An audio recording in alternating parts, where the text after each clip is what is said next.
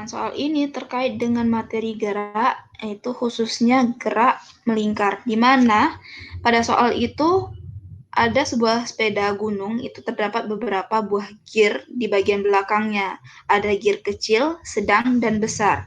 Nah, pertanyaannya itu, agar dapat mengayuh sepeda dengan cepat, gear belakang manakah yang perlu digunakan? Apakah yang kecil, sedang, atau besar? Dan apa dampak yang ditimbulkan pada kelajuan sepeda tersebut? Oke, dan yang kedua, itu jika sepeda itu melaju pada jalanan tanjak, gear manakah yang digunakan dan apa dampak pada kelajuan sepeda?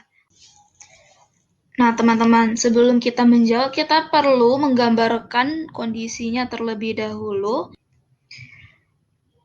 Bentuknya seperti ini, kira-kira boleh gearnya itu. Kemudian kita gambarkan lagi, kan sepeda itu ada roda bagian depan, ada yang bagian belakang ya. Nah, kita perlu sejajarkan dulu rodanya.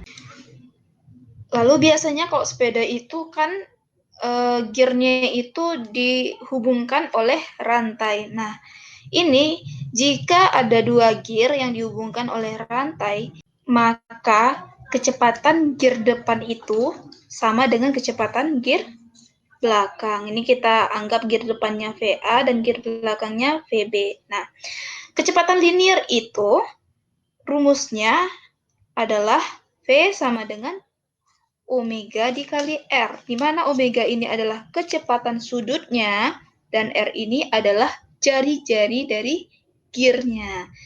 Artinya di sini apa? Artinya kecepatan linear itu dipengaruhi oleh kecepatan sudut dan kecepatan sudut ya. Dan apa tadi? Jari. Oke. Ini tadi katanya apa? Supaya dia cepat, manakah yang perlu kita gunakan? Apakah yang kecil, sedang, atau besar? Nah, kita lihat pengaruhnya. Ini kecepatan linear itu kalau dilihat dari rumusnya artinya berbanding lurus dengan kecepatan sudut dan jari-jarinya. Artinya, kalau semakin besar jari-jari gear tersebut, maka kecepatan linear gear-nya juga akan semakin cepat. Nah, dari sini kita bisa menyimpulkan bahwa jawaban yang pertama itu yang kita bisa mengayuh sepeda dengan cepat jika menggunakan gear yang besar. Apa dampak yang ditimbulkan? Nah, itu tergantung dari jari-jarinya. Semakin besar jari-jarinya, maka akan semakin cepat gear itu melaju. Kemudian, yang B, jika melaju pada jalanan tanjakan. Nah, ini gearnya mana yang lebih baik digunakan agar cepat ya.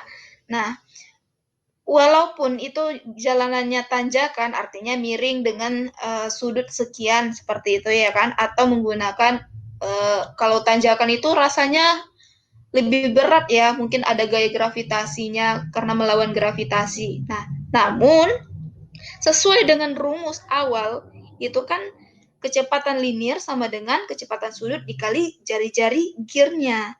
Artinya di sini baik itu gaya normal ataupun gravitasi itu tidak mempengaruhi kecepatan linear dari gearnya. Artinya kita bisa tetap memilih gearnya itu yang jari-jari paling besar agar kecepatan gearnya itu juga lebih cepat seperti itu. Hanya saja kalau dampaknya pada jalanan yang lebih tanjak itu kan menghasilkan ya kita merasa lebih berat karena itu melawan gravitasi. Yeay.